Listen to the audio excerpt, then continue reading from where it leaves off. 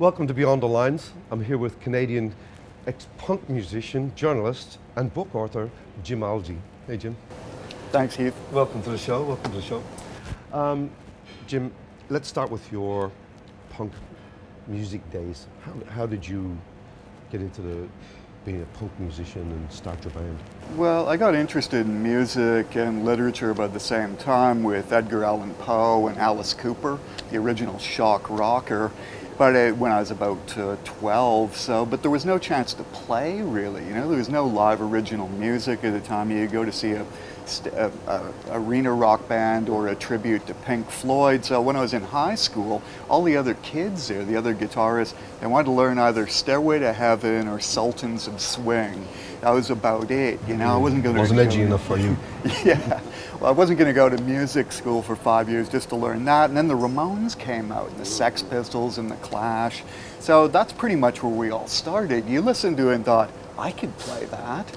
And that was very much the original inspiration, you know. People started just forming bands in their basement. You get together and somebody would know Blitzkrieg Bop or Sheena's a punk rocker, or God Save the Queen by the Pistols. So we started out playing those songs and then just slowly started writing our own songs. But the big moment came when walking into a music shop expecting the usual, you know, Jimmy Page wannabes, and there's a guy sitting on an amp and looks exactly like Joey Ramone, same haircut, vinyl leather jacket, and he's playing Teenage Lobotomy and songs. So I went up to him afterwards, Dale Moselick, I should give him a shout out, and said, hey, it was really cool. I'm trying to make a band with my brother who's a drummer. Do you want to come over and jam? So he comes over. I'd had a bass for about a month. So you were playing bass? Couldn't play dick all. And, and Dale quickly sat down and taught me Shock Treatment by the Ramones and Kill That Girl from their second album. So that was pretty much the starting point. That was punk rock 101 for all of us. Jim, were you writing at that time? Had you started your career, or had you been writing articles or anything at that time? Yeah, when I was 12 and got into Edgar Allan Poe and Alice Cooper, I suddenly decided that I would start ripping off kind of Alice Cooper lyrics and sort of setting into his music. I found one a while ago. Title was Dark Moon, Scary Moon. I'm thinking, wow, it's kind of the horror stuff I would later be attracted to. And I stayed in my bedroom one summer, wrote out a novel all by hand, which is about the Indy 500 motorsports race, which I was obsessed with as a kid. So they both started really about the same time and kind of fed off each other. So your influences in writing had its breeding ground in music, predominantly edgy and punk music, but later to be, as you became more refined, you started writing a lot of other different subjects and stuff, didn't you?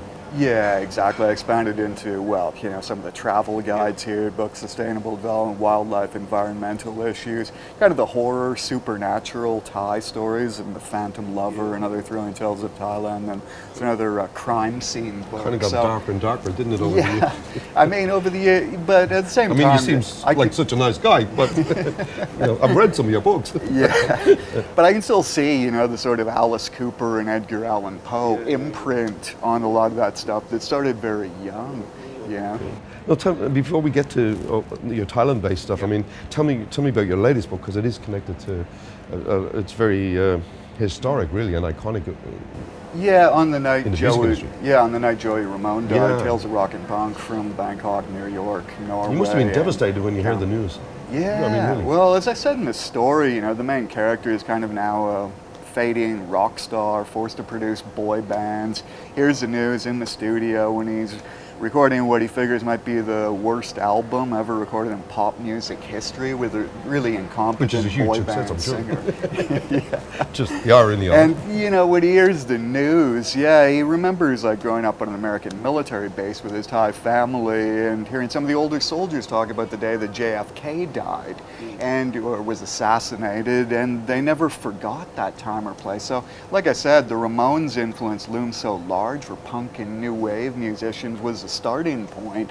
So for him, yeah, it is devastating, but it forces you to reevaluate your priorities. And also at one point he says, you know, when your musical heroes start dying of terminal diseases rather than overdoses, this is a warning sign, you know, which kind of precipitates a whole midlife crisis in a youth-obsessed business where you're trying to get back your mojo and start writing again and making new albums and everything.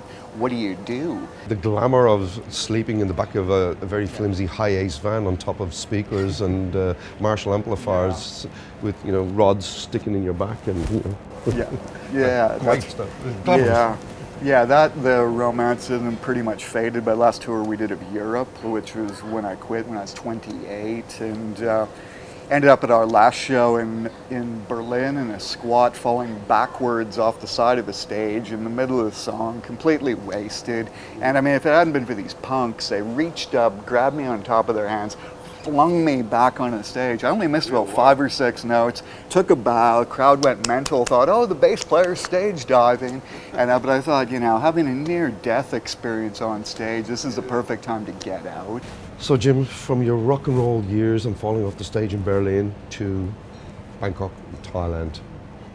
Yeah, I mean, first there was the stopover in Barcelona for a couple of years working and writing there, which got me back into writing again. But then when I decided to move east, you know, looking for more story ideas and just outlets for publishing. So it was super hard to break into journalism back in Canada. Got here and there's a little paper called Thailand Times, which was hiring just about anybody off the street who was a native speaker. So a lot of opportunities in Thailand that you wouldn't have had back in the West. And I think that's true, whatever your profession or vocation might happen to be. So at the time, I mean, I was looking around for other stories to do pre-internet, and you know, seeing things in Lonely Planet, the forensic museum where the bodies of several mass murderers are housed and some crime scene exhibits. End of story. Well, what's the rest of that story?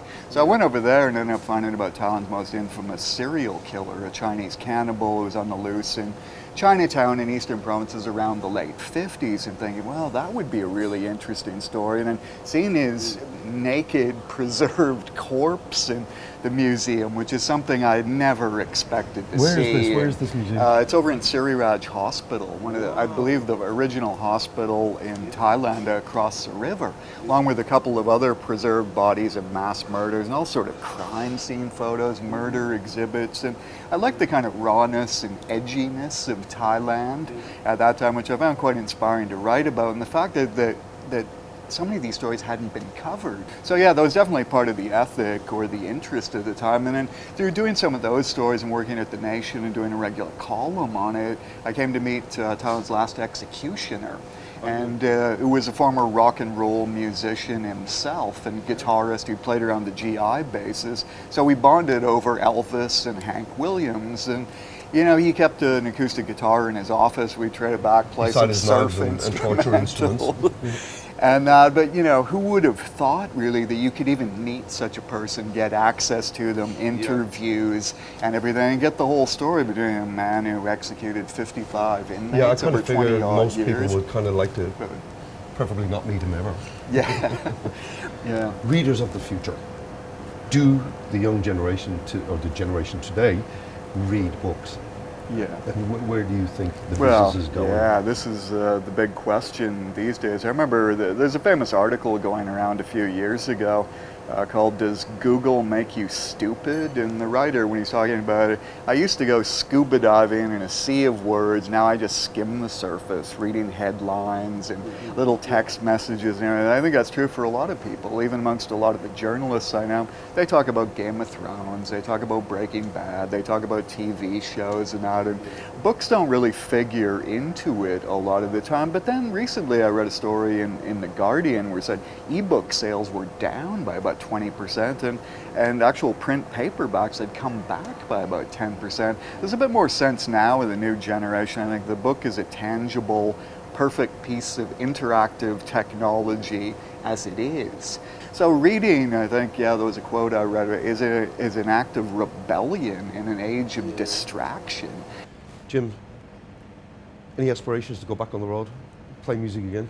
In Bangkok, Well, in Thailand, or touring? myself and my doppelganger, Blake Cheetah, that was my stage name, who's known as a bit of a Blake wild Cheetah, man. what- Blake Cheetah, yeah. Where did that come from? Like, Yeah, I don't even, yeah. Cheetah. Okay. Probably marijuana, I don't know. But, Cheetah, I mean, it sounds- yeah, Blake Cheetah, yeah. Oh, Blake Cheetah. Sorry, yeah. Yeah, Blake Cheetah. But, Fantastic. yeah, I mean, over the years, I still try to keep a hand in the game by writing some Bangkok songs and everything. So at some point, yeah, I've always wanted to go down and actually put those on a whole album Yeah, and you should, everything. absolutely So, but yeah. Again, the- they the- become part of history, especially of our expat history. You know, expat. You could say after all these years, with all the people that have been here for so long, there is an expat culture, and that's even changing. Oh, But you know, you're certainly you are a big Definitely, part of that, yeah. a contributor to that. But yeah, I thought it'd be cool just to do a final swan song, like long after all my other bandmates have retired, you know, kind of be the last man grandstanding at the end. So, and then yeah. have a little release and send them all a link to a free download. Jim, last question. Thank you so much for being on the show. You're welcome. Hypothetical scenario. We go to a bar in the early afternoon, and the bar is full of vinyl records behind the bar, and alcohol obviously, and the bartender, you walk up to the bar and the bartender says, "What can I get you?" One bourbon, one scotch, and one beer. Then I'd request that song by John Lee Hooker. Thanks for being on the show, All right, Jim. thanks, Keith. Great talking to you. Thank you all for watching, and we'll see you all again soon. Thank you so much.